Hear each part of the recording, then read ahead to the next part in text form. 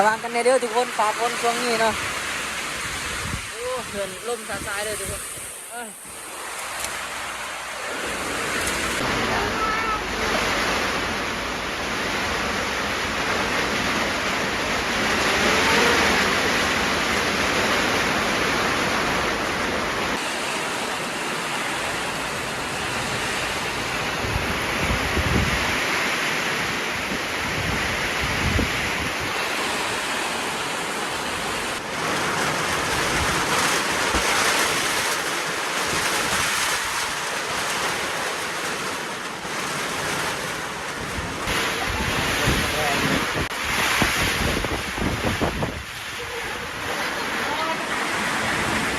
โอ้พี่น้องเอ้ยมื้อนี้ฝนตกหนักเนาะเบิดเลยเฮือนของเบาไทยบ้านนอกวันนี้เนาะ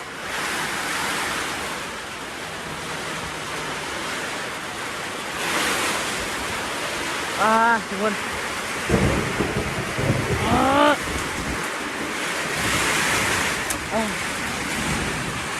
นี่ทุกคนเนาะทุกมันห้อนเนาะ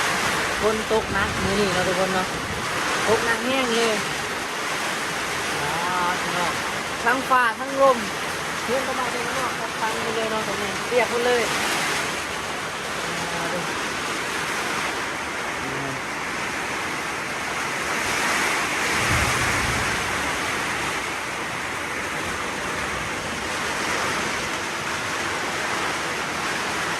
ตกบนมืดทุกคนได้ว่าลมแห้งเนาะตาย่านขนาดเลย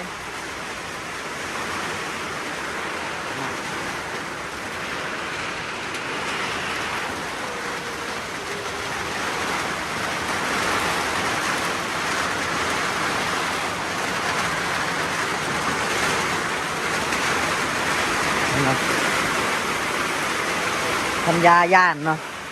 พันย่านฝนตกกับลมแห้งฟ้าห้องน้ำอีกทุกคนนี่ทุกคนนู้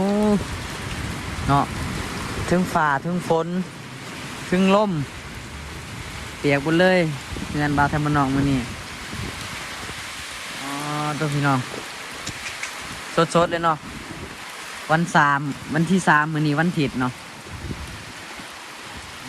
ทุกคนจนมากล้าได้อยู่เนาะเงินแบบนี้นะญาติมันลมมันพัดไปนะ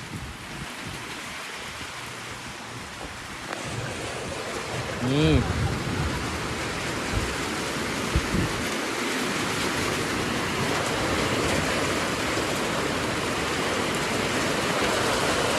ตกบ่แห้งแต่ว่าลมแห้ง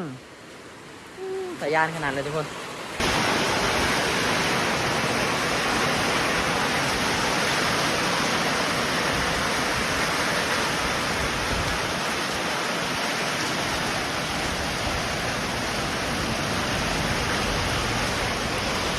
ตกแห้งขนาดทุกคนเริ่มมาแล้วเนาะ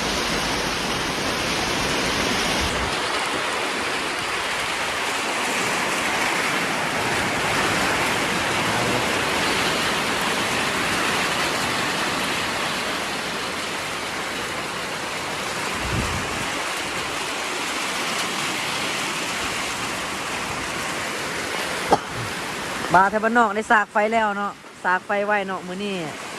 ว่าสิไปไต่กบไต่เขียนมื้อแรงเนาะคิดว่านะกบน่าสิออกทุกคน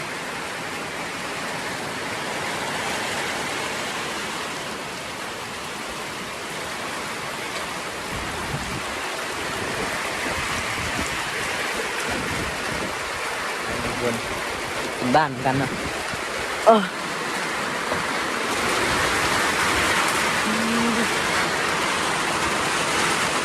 เหือนเปียกหมดแล้วทุกคนนี่เนาะเสียวขนาดเลยเนาะ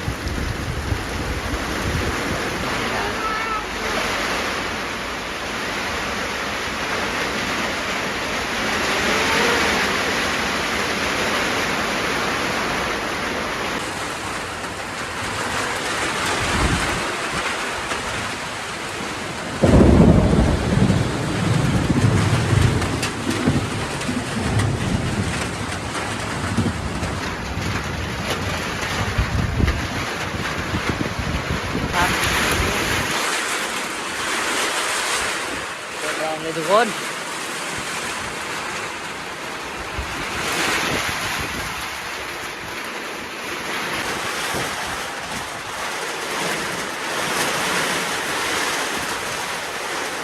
มาแรงหลายเด้อ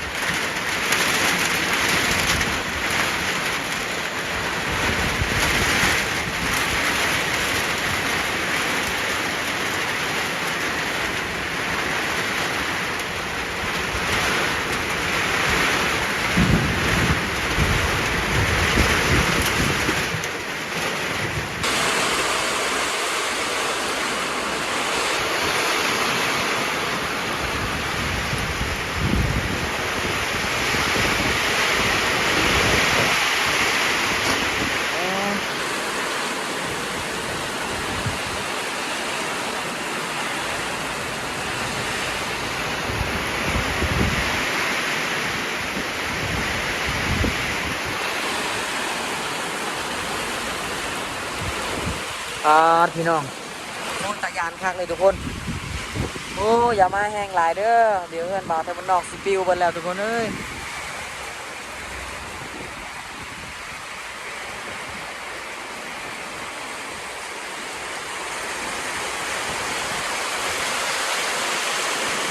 โอ้ขาตกแบบนี้กับมุดกันเลยเนาะบ่าวแต่มันนอกบ่มีมองนอนนะพี่น้องเบิ่งเนาะโอ้มองเบิ่งที่นี่เตียงหมดเลยตายพี่น้องเอ้ย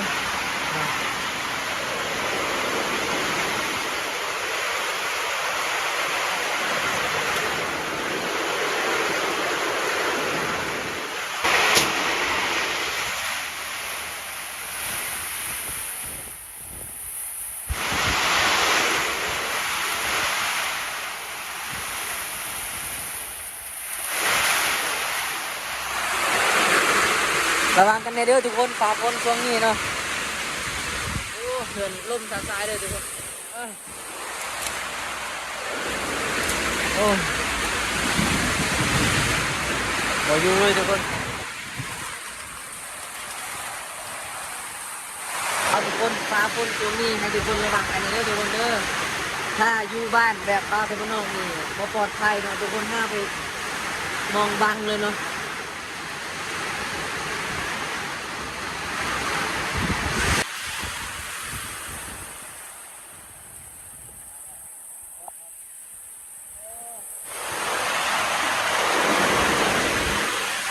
คนเตรียมหมดเลยตัวเตรียมหมดเลย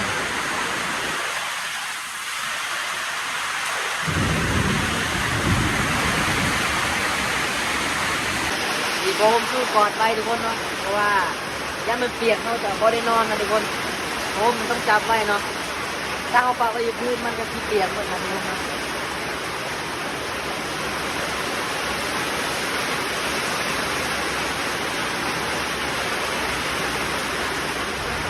พี่น้องเลยน้ำหัวเนาะพี่นอนจังไรมาแรงเหมือนเนาะตายพี่น้องโอ้โหลังหัวมาเลยทั้งที่นะโอ้สังกีปลอมแบบนี้เนาะวางง่ายขนาดเลย